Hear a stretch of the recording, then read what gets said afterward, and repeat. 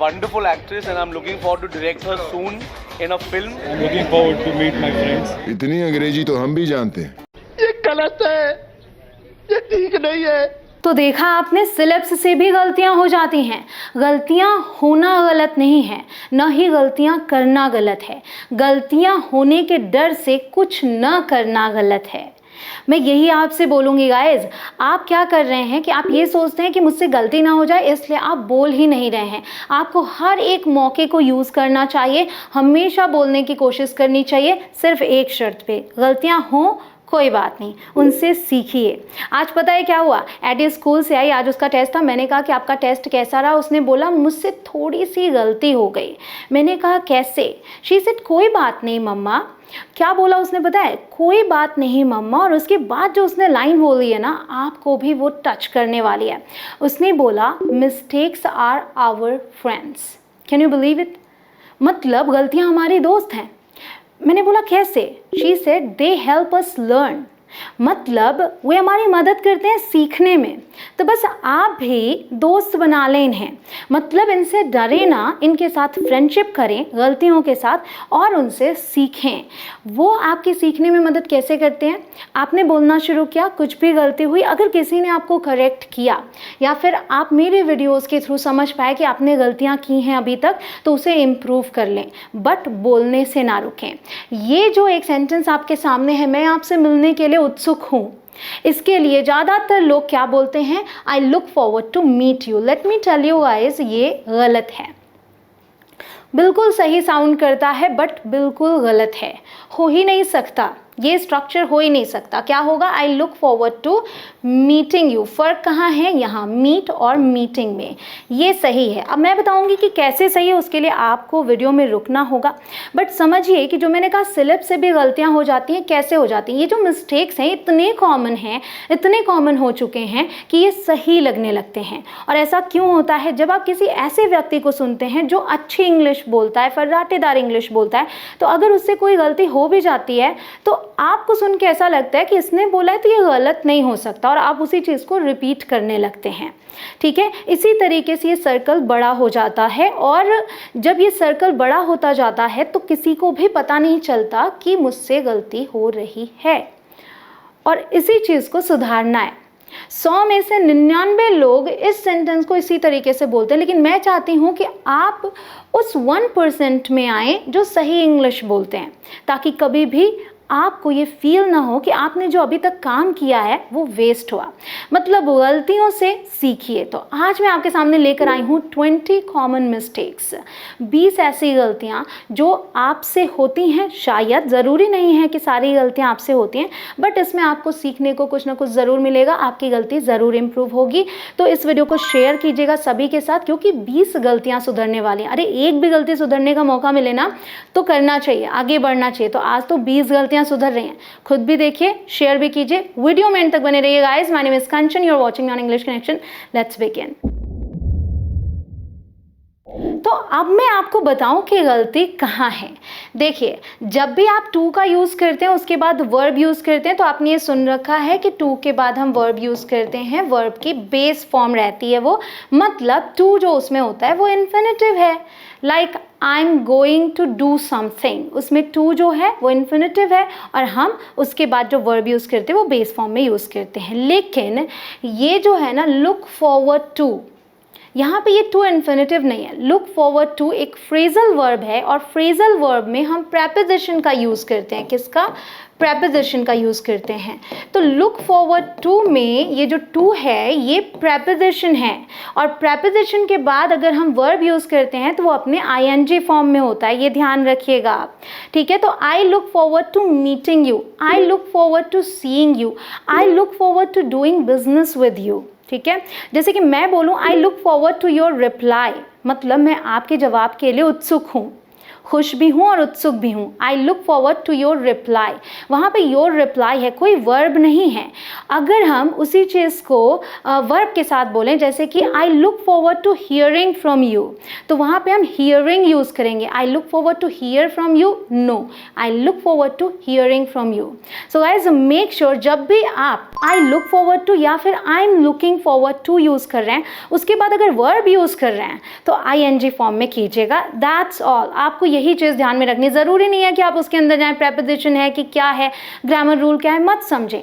I look forward to doing something, I am looking forward to doing something, आदत डाल लें इसके। अब आगे हमारे पास जब मैं पहुंचूंगा तो आपको कॉल कर दूंगा। फ्यूचर की बात कर रहे हैं, 2 क्लॉजेज हैं, दोनों ही फ्यूचर में। जब मैं पहुंचूंगा तो आपको कॉल कर दूंगा, तो सही क्या होगा? When I arrive I will call you, या when I will arrive I will call you. इसे देख के तो लग रहा है कि ये सही है, लेकिन ये गलत है।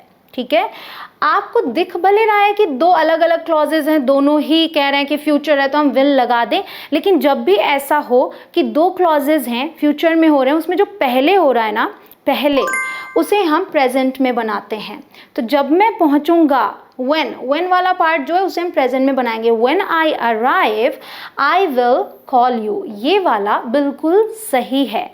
तो जब भी आप ऐसी कोई बात करें जिसमें 2 क्लॉजेज इस तरीके से बोल रहे हैं फ्यूचर में होने वाले, तो जिसमें when यूज़ किया है ना, मतलब जो चीज़ पहले होगी उसको हम प्रेजेंट में यूज़ करेंगे। ठीक है, when I reach I'll let you know। Clear?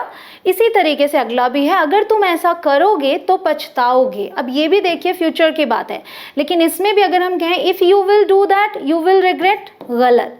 If वाले में विल तो आएगा ही नहीं, if you do that you will regret. तो ये प्रेजेंट, ये फ्यूचर, इफ़ वाला प्रेजेंट में, ये फ्यूचर में। क्लियर हो गया? आगे है, उसकी शादी एक डॉक्टर से हुई है, तो क्या बोलेंगे? She is married with a doctor, और she is married to a doctor. से है तो फील होगा कि विद सही होगा, लेकिन नहीं, ये गलत है, ये सही है। She is married to a doctor. ठीक है, किसी से शादी की बात कर रहे हैं तो हम टू का यूज़ करते हैं। विद का यूज़ करते हैं जब हम बच्चे साथ में बताते हैं, जैसे कि उसकी शादी से उसके 2 बच्चे हैं, she is married with 2 children. Clear? थोड़ा अटपटा लगेगा बट आदत डालें आप। वह मेरी बात ही नहीं सुनता, अब इसके लिए क्या बोलेंगे? ही डजंट लिसन मी और he doesn't listen to me. ध्यान रखें जब भी लिसन आए तो उसके बाद अगर आप ऑब्जेक्ट यूज़ कर रहे हैं तो टू आएगा, मतलब ये सही है, ये गलत है। गाइस, अगर आपको ये वीडियो पसंद आ रही है, ज़रा से भी काम की लग रही है, तो वीडियो को लाइक तो ज़रूर से कर दें, ना भूलें उसे।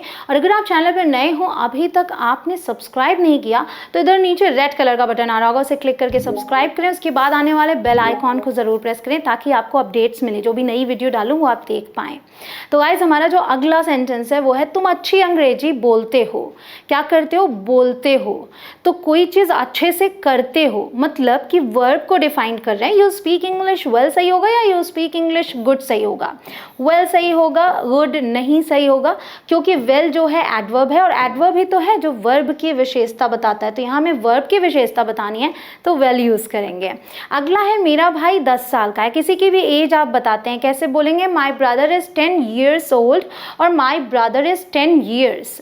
गाइस, ये लगता है कि कोई बूढ़ा थोड़े, ये ओल्ड ना लगाएं तो चलेगा? नहीं चलेगा।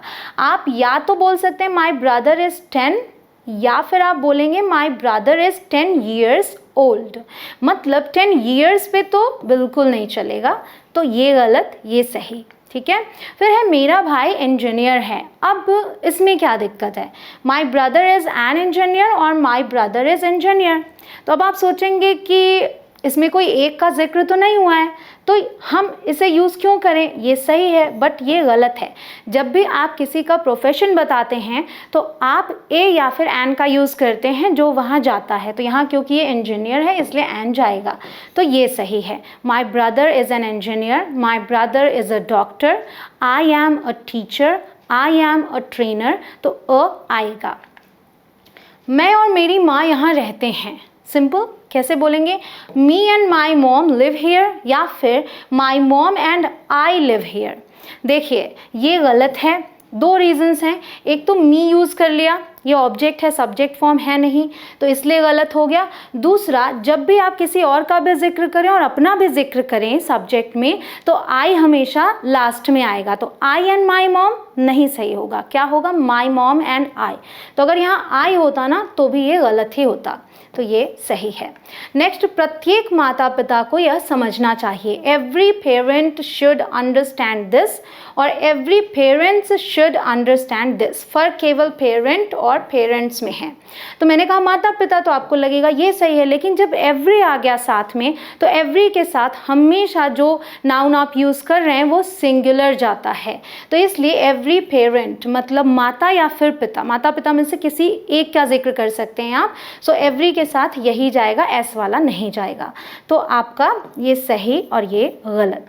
नेक्स्ट, हम घर जा रहे हैं। सिंपल, हम कहीं जाते हैं तो क्या यूज़ करते हैं? गो टू एंड देन वो place. So we are going to home, we are going home. ये सही नहीं है, ये सही है। जब हम कहीं और जाते हैं, like we are going to the office, we are going to the office, वहाँ पे हम टू यूज़ करते हैं, लेकिन होम के साथ टू का यूज़ नहीं होता। ठीक है। अगर आपको किसी पर्टिकुलर टॉपिक पर वीडियो चाहिए तो मुझ तक आप ये मैसेज कैसे पहुंचा सकते हैं? कमेंट सेक्शन के थ्रू। कमेंट सेक्शन में जाएं, आप या तो दिल मांगे मोर लिख दें ताकि आपको ऐसी ही और वीडियोस मिले, या फिर आप वो पर्टिकुलर टॉपिक लिख दें और बोले कि इस पर वीडियो बना दीजिए। गाइज, मेरे कोर्सेज भी हैं इंग्लिश कनेक्शन ऐप पर, डू चेक देम आउट। अगर आपको स्टेप बाय स्टेप सीखना है तो वो आपके काम आ सकते हैं। वैसे गाइज, गलतियों से बचने का सबसे पहला हथियार आपका होना चाहिए सब्जेक्ट वर्ब अग्रीमेंट, क्योंकि ज़्यादा से ज़्यादा गलतियां वहां होती हैं। इस पर मैं ऑलरेडी एक वीडियो बना चुकी हूं, ये वाले। इसे देखने के लिए आप यहाँ आई बटन पर क्लिक कर सकते हैं या फिर लिंक आपको डिस्क्रिप्शन में मिल जाएगी। अब हम आगे बढ़ते हैं। उसने मुझे एक सूचना दी, बड़ा ही सिंपल है। He gave me an information. क्या गलत है इसमें? बट गलत है, क्योंकि ये जो इन्फॉर्मेशन वर्ड है ना, ये काउंटेबल नहीं है, आप इसे गिन नहीं सकते। सूचना आप गिन नहीं सकते। हम हिंदी में बोलते हैं एक सूचना, दो सूचनाएं, लेकिन इंग्लिश में ये अनकाउंटेबल है, इसलिए हम इसके आगे ए एन नहीं लगा सकते। ठीक है, मतलब ए तो वैसे भी नहीं आएगा, एन नहीं लगा सकते, टू नहीं लगा सकते। तो हम क्या कर सकते हैं? हम थोड़ा सा एक अलग तरीका अपना सकते हैं। ही गेव मी, या तो कह सकते हैं सम इंफॉर्मेशन, या फिर एक ही बोलना है तो हम यूज़ करेंगे a piece of. He gave me a piece of information। तो a piece of लगा दिया, अब आपका वो एक जो बताना था ना वो पूरा हो गया, तो ये सही है। नेक्स्ट, आपके कितने बच्चे हैं? How many children do you have और how many childrens do you have? I know कि आपको समझ में आ गया कि ये सही है, ये गलत है, लेकिन बोलते वक्त आदत के तौर पे चिल्ड्रंस निकल आता है, जबकि चिल्ड्रन अपने आप में प्लूरल है, सिंगुलर तो चाइल्ड है। तो ये गलत है, ये सही है, ध्यान रखिएगा। नेक्स्ट, मैं 4 घंटे से पढ़ रहा हूँ। I have been studying for 4 hours और I have been studying since 4 hours. देखिए, फॉर और सिंस का यूज़ करते हैं जब हमको बताना होता है कि कोई चीज़ शुरू हुई थी और अभी तक होती आ रही है। लेकिन फ़र्क क्या है? हमारे पास ये वाला ऑप्शन सही है, ये गलत है, क्योंकि जब हम ड्यूरेशन बताते हैं, कोई निश्चित समय नहीं बता रहे हैं, सिर्फ ड्यूरेशन बता रहे हैं, तो हम फॉर का यूज़ करते हैं। अगला है, उसके पास कुछ नहीं है। शी डजंट हैव एनीथिंग और शी डजंट हैज़ एनीथिंग। देखिए, शी के साथ तो हैज़ आता है, ठीक है। जैसे उसके पास एक किताब है तो क्या बोलेंगे? शी हैज़ अ बुक, तो शी के साथ हैज़ आता है। तो क्या यहाँ भी हैज़ सही है? जी नहीं, ये गलत है, ये सही है। क्यों? क्योंकि यहाँ पे हमने डज का यूज़ कर लिया ना। So she doesn't have anything, base form जो है ना वो हैव है। जब डज आ गया तो हम बेस फॉर्म यूज़ करते हैं। क्लियर? फिर है, पार्क में बहुत सारी लड़कियां हैं। There is many girls at the park, there are many girls at the park. होता क्या है कि देयर इज़ आदतन निकल आता है मुँह से कि देयर और इज़, लेकिन ये जो देयर है ये सब्जेक्ट ही नहीं है। सब्जेक्ट जो है ऐसे सेंटेंसेस में बाद में आता है, तो इसलिए हमें पहले सब्जेक्ट को दिमाग में रख लेना चाहिए, फिर वर्ब यूज़ करना चाहिए। सो देयर इज़ नहीं बोल सकते हम, ये गलत हो जाएगा, क्योंकि हमारा सब्जेक्ट है मेनी गर्ल्स। मेनी गर्ल्स मतलब ज़्यादा, तो हम बोलेंगे there are many girls at the park. Next, ये मेज पर्याप्त बड़ा नहीं है, मतलब जितना चाहिए उतना बड़ा नहीं है। This table isn't big enough और this table isn't enough big. अब मैंने कहा पर्याप्त बड़ा, तो इनफ बिग सही है क्या? नहीं। जब भी हम इस तरीके से बोलते हैं कि ये चीज़ पर्याप्त इतनी नहीं है, तो हम उस चीज़ को पहले यूज़ करते हैं, इनफ बाद में। This table isn't big enough. Okay ये सही है। नेक्स्ट, पुलिस आ रही है। तो पुलिस आ रही है बोलने के लिए हम क्या बोलेंगे? द पुलिस इज कमिंग या the police are coming. Let me tell you guys, जो पुलिस वर्ड है ना ये प्लूरल है, ठीक है, तो इसके साथ हमेशा प्लूरल वर्ब आती है, तो इज नहीं बोलेंगे, आप आर बोलेंगे, ठीक है। फिर है, वह कक्षा में बोर हो रही थी। बोर हो रही थी हम क्या करते हैं? किसी भी वर्ब में आईएनजी लगा देते हैं जब भी रहा रही ये आता है तो। So she was boring in the class, क्या बोल सकते हैं? नहीं बोल सकते, ये गलत है। She was getting bored in the class. Okay, getting bored. I am boring, I am boring अगर आपने बोल दिया तो इसका मतलब हो गया कि मैं बोरिंग हूँ।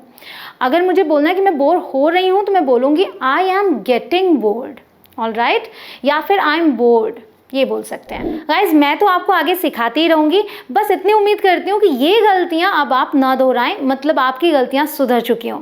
अब बस इस वीडियो को शेयर कर दें अपने फ्रेंड्स के साथ ताकि उनकी भी गलतियाँ सुधरें। मिलती हूँ आपसे अगले लेसन में। जय हिंद।